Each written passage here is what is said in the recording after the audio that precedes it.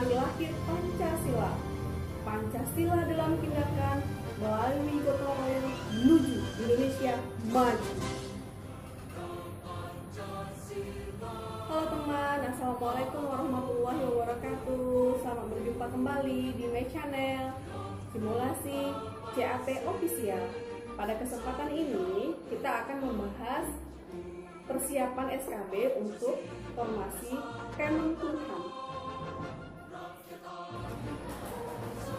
Baiklah, pada kesempatan ini kita akan membahas soal persiapan SKB untuk formasi di Kemenkumham. Soal pertama, seorang penjahat akan ditangkap dan diadili karena melakukan tindakan melanggar hukum.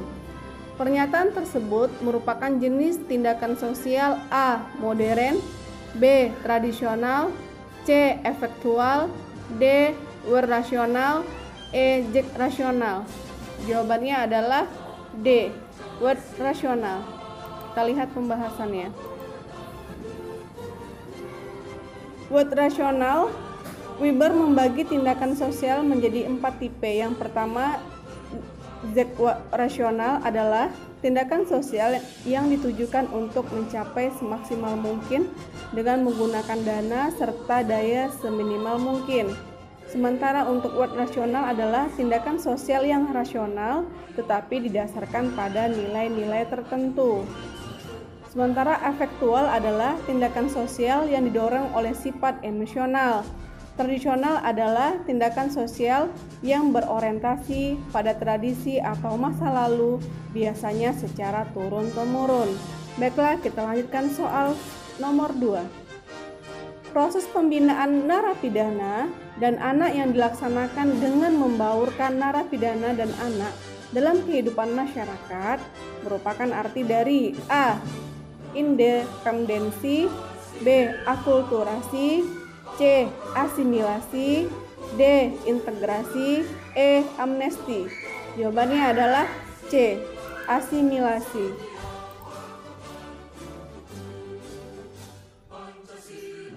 Asimilasi adalah proses pembinaan narapidana dan anak yang dilaksanakan dengan membaurkan narapidana dan anak dalam kehidupan masyarakat. Kita lanjut soal selanjutnya. Hasil penelitian kemasyarakatan tersebut wajib diserahkan oleh Balai Pemasyarakatan atau BAPAS kepada penyelidik dalam waktu setelah permintaan penyidik diterima. A. 1 kali 24 jam, B. 2 kali 24 jam, C. 3 kali 24 jam, D. 4 kali 24 jam, E. 5 kali 24 jam. Jawabannya adalah C. 3 kali 24 jam. Untuk melakukan penyelidikan terhadap perkara anak, penyidik wajib meminta pertimbangan atau saran dari pembimbing kemasyarakatan setelah tindak pidana dilaporkan atau diadukan.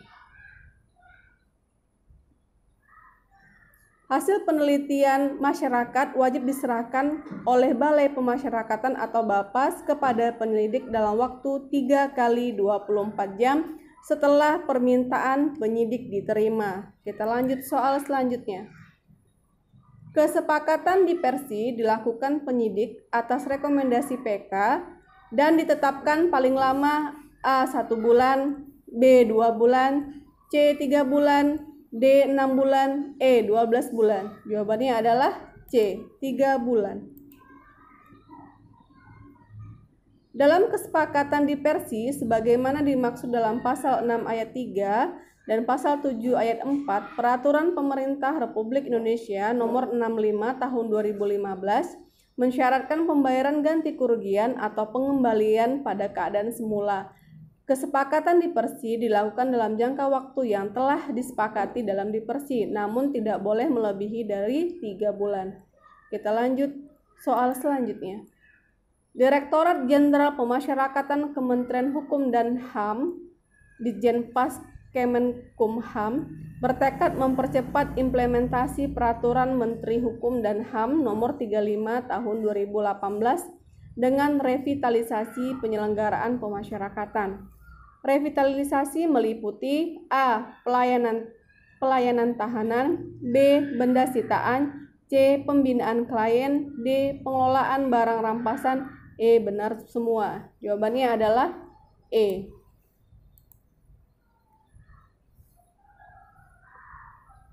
Direktorat Jenderal Pemasyarakatan Kementerian Hukum dan HAM bertekad mempercepat implementasi Peraturan Menteri Hukum dan HAM Nomor 35 Tahun 2018 tentang revitalisasi penyelenggaraan pemasyarakatan melalui revitalisasi penyelenggaraan pemasyarakatan.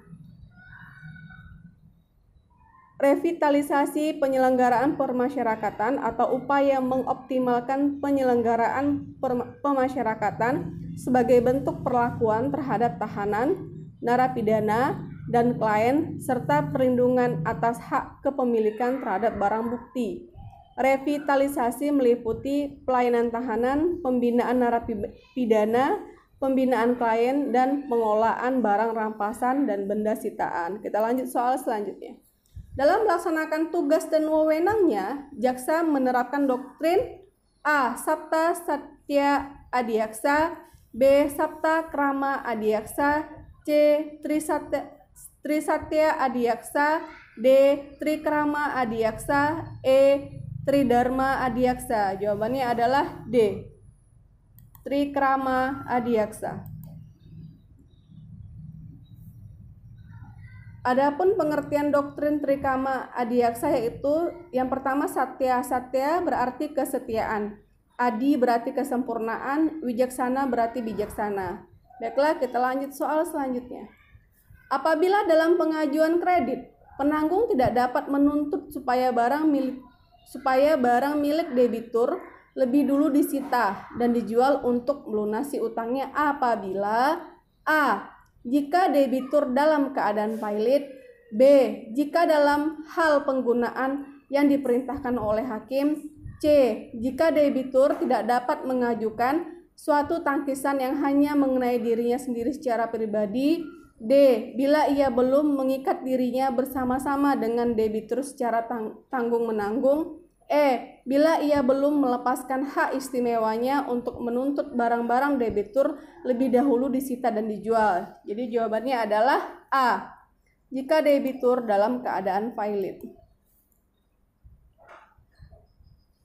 Adapun syarat penanggung tidak dapat menuntut supaya barang debitur lebih dulu disita dan dijual untuk melunasi hutangnya terdapat dalam pasal 1832 KUH Perdata, yaitu yang pertama, bila ia telah mengikat dirinya bersama-sama dengan debitur secara tanggung-menanggung. B. Bila ia telah melepaskan hak istimewanya. Yang ketiga, bila debitur dapat mengajukan suatu tangkisan yang hanya mengenai dirinya sendiri secara pribadi. Yang keempat, jika debitur dalam keadaan pailit. Dan yang kelima, dalam hal penanggungan yang diperintahkan oleh hakim. Soal selanjutnya. Standar bantuan hukum ditetapkan oleh A. Lembaga bantuan hukum, B. Menteri, C. Jaksa Agung, D. Presiden, E. DPR. Jawabannya adalah B. Menteri. Peraturan Menteri Hukum dan Hak Asasi Manusia Republik Indonesia Nomor 22 Tahun 2013 pada pasal 1 ayat 1, standar bantuan hukum adalah pedoman pelaksanaan pemberian bantuan hukum yang ditetapkan oleh Menteri. Kita lanjut soal selanjutnya. Berikut ini merupakan wewenang dari Komisi Pemberantasan Korupsi. A. Meminta laporan instansi terkait mengenai pencegahan tindak pidana korupsi. B. Meminta informasi tentang kegiatan pemberantasan tindak pidana korupsi. C. Menetapkan sistem pelaporan dan kegiatan pemberantasan tindak pidana korupsi. D. Mengkoordinasikan penyelidikan dan penuntutan tindak pidana korupsi. E. Semua jawaban benar. Jadi jawabannya adalah E. Semua jawaban benar. Udah jelas ya? Bahwa wewenang dari Komisi Pemberantas Korupsi itu yang pertama mengkoordinasikan penyelidikan, penyidikan, dan penuntutan tindak pidana korupsi. Yang kedua, menetapkan sistem pelaporan dan kegiatan pemberantasan tindak pidana korupsi. Yang ketiga, meminta informasi tentang kegiatan pemberantasan tindak pidana korupsi. Yang keempat, meminta laporan instansi terkait mengenai pencegahan tindak pidana korupsi. Kita lanjut soal terakhir. Jika terpidana telah menjalani 2/3 dari lamanya pidana penjara, maka terpidana tersebut dapat dikenakan pelepasan bersyarat sekurang-kurangnya A. 3 bulan, B. 5 bulan, C. 7 bulan, D. 9 bulan, E. 12 bulan. Jawabannya adalah D. 9 bulan.